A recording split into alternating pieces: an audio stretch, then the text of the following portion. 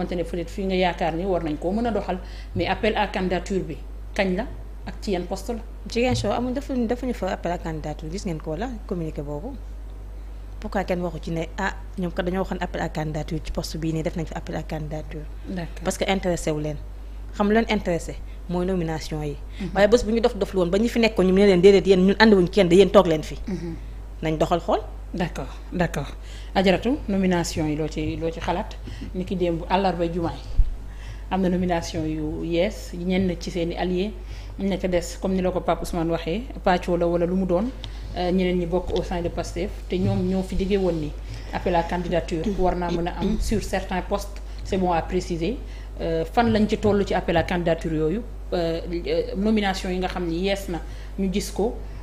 À quand cet appel à candidature pour certains postes comme ni ñu ko promettre woon. waaw c'est vrai que c'est une question que l'on se pose parce que ñoom ñoo annoncé woon le fait que dañuy def appel à candidature pour certains postes yoo xamante ne dañu doon laaj ñi déposer seen ay dossiers et tout ça ñu saytu ci xool profil bi nga xam ne moo ci gën a adéquat après ñu daal di koy tab et c'est vrai que depuis nag un bon moment ci conseil des ministres yi yenn nomination yi li ñu seetlu mooy ne c'est plus des soit des hommes ou des femmes de Pastef wala ñoo xamante ne en tout cas ils étaient impliqués dans la lutte par exemple comme ni Cheikh Oumar Diagne il n'est pas de Pastef mais il était impliqué dans la lutte et c'est quelqu'un boo xamante ne bon mën nañu wax ne xëy na il a subi vraiment beaucoup d'injustices notamment peine d'emprisonnement capitaine Touré n'est pas du Pastef aussi mais il a été certainement d'une certaine manière rétabli un peu dans ses droits par rapport ak li nga xamante ne dund na ko ci benn forme d'injustice boo xam ne seetlu nañ ko et bëri na ay postes yu mel noonu yoo xam ne quand même dañ ciy gis ay nit ñoo xamante ne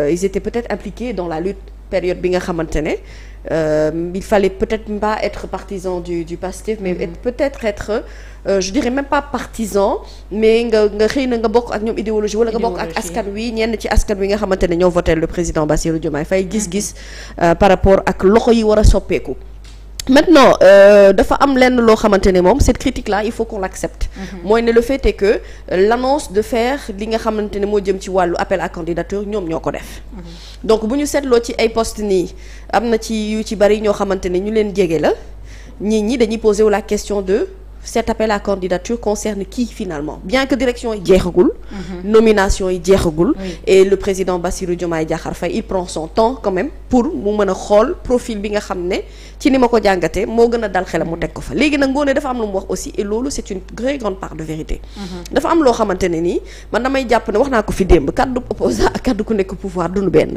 pouvoir dafa am ay réalité boo xamante ne boo xasee ba toog da lay dab beneen bi ci topp mooy ni itam munoo ànd ak ay nit wax dëgg yàlla ngeen àndandoo xeex di jóg ko daanu à la conquête du pouvoir ba yàlla def nga falu te nga war koo mën a pas récompenser mais disons que nga xool itam kooku profilam ak ci li mu jàng ak li mu mën li mu méngool bu dee kooku am na compétence bi amaana lii gën a dal sa xel mooy nga jox ko nit koo xamante ne quand même wóolu nga ko bu ko dee gérer di ko yor ci sa loxo du soxla ngay dem di ko wuti ji feneen dama jàpp ne xëy na peut-être ñoom ci réflexion boobu la ñuy demee le fait est que aujourd'hui quelqu'un comme Dame Mbodj quelqu'un comme la dame comment elle s'appelle oui Aïda Mbodj xam nga Aïda Mbodj déjà il faut comprendre que Aïda Mbodj mag la nekkatul xale noonu ça c'est un mais Aïda Mbodj dafa am avantage mooy capital d'expérience bi mu am Aïda Mbodj est une femme d'État Aïda Mbodj a été ministre Aïda Mbodj a été députée man su ma doon le président Bassirou Diomaye Diakhar Faye doon ko conseiller du ma ko wax sax ne ko Aïda Mbodj jox ko DER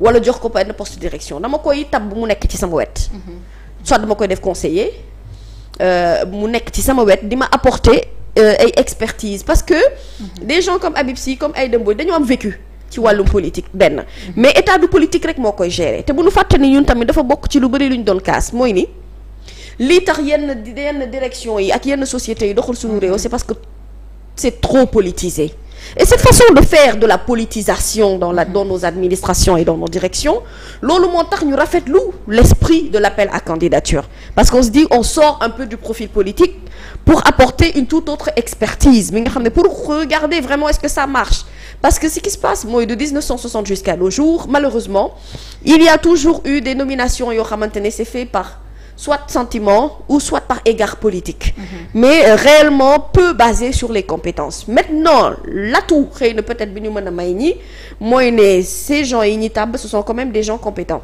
ci seen ay domaines mooy ne ay jànkat lañu ay boromi xel lañu donc ci loolu la ñu wane ci profil bi dans les débats d'idées boo dee discuter ak ñoom da ngay xam ne ñii ils ont peut-être quelque chose dans la tête peut-être pour valoriser et mettre en forme tout ça mooy justifier que bu ñuy tabb itam ñu tabb ñoo xamante ne dëgg-dëgg xeexandoo nañ jaarandoo nañ kaso te ñooñu am nañ compétence bi war pour ñu teg leen ci poste bi war mais nag dañuy ñaan aussi ñu gën a élargir comme ni may ñaanee ñu élargir également par exemple à plus de 50 postes il y a 8 femmes.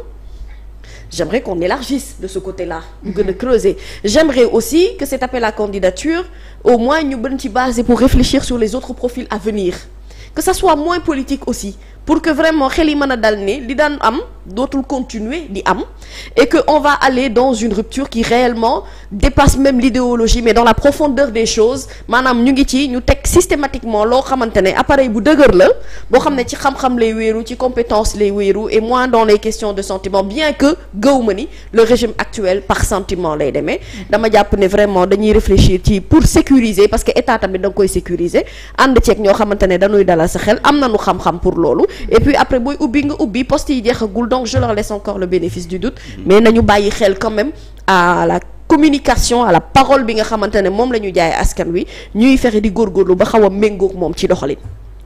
Dépolitisation comme ni nga ko waxee oui. Amadou Gueye certainement yaa ngi doon suivre. monsieur Gueye merci jërëjëf gis naa mbir mi nag. ak xéwal yi nga xam nga yàggoon naa fee ci biti yi ngoone damaa yàggoon ci biti. moo tax sa voix pourtant changé ki mu ngi koy wax de. mais waaw ma wax sama bopp day métti. si ma wax la. xoolal moom ngoonee ngi triste. monsieur Gueye du nu dégg dama leen di jëw moom déggul fu kon fayal micro bi. déedéet déglu rek déglu. foofu am na mburu dugub. am na péris. am na mburu paquet. gis naa fa kéeg yu toll ni man ak ay. pengole. yaa ngi may dégg indaale na pengole na ñoo ne am na pengole. yow moom comme pain au lait yow bu am beurre. chocolat Nutella. en tout cas nit laa na bàyyi ay muñkat la. mais man. ay ci monsieur Gueye. man damay am même vision que Ngoné. c'est par rapport ak nomination yi. en fait moi je ferais pire que Diomaye. bu doon man. ah oui. oui parce que mënoo ñëw je vais prendre le système américain je vais dire que parce que mënoo ñëw nga ni jubanti. mais le problème du Sénégal déjà c'est d'abord c'est l'administration. man bu doon man la waxuma la nomination de.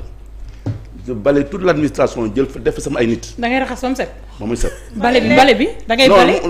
non je dis bien hein. non je parle même pas des actions. waaw secrétaire généraux yi. non dama ci ne ministère yëpp daanaka ñëpp la ñu. d'accord na mais j'ai vu que nag ñoom defuñu ko à l'aveuglette su ma jëlee par exemple ministère du commerce.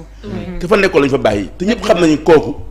ku jub la ku maîtriser administration la.